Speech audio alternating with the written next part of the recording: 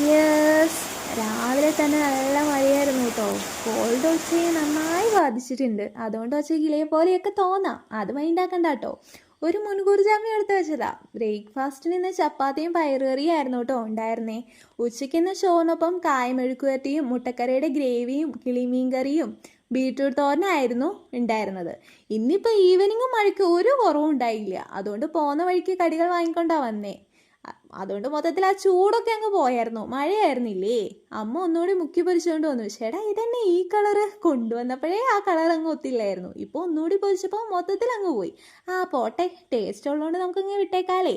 വട അമ്മയ്ക്കും കൊടുത്ത് ഉമ്മർത്ത് വന്ന് നിന്ന് ചൂട് ചുക്ക് കാപ്പിയും കുടിച്ച് അങ്ങനെ അങ്ങ് നിന്നു.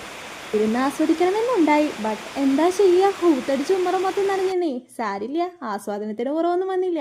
മഴ, ചായ, പരിപ്പുവട ഒരു രക്ഷയില്ല. നൈറ്റ് ഒന്നും മില്ലറ്റിൻ്റെ കഞ്ഞിയാട്ടോ കുടിച്ചേ. അപ്പോൾ സബ്സ്ക്രൈബ് ചെയ്യാൻ മറക്കല്ലേ.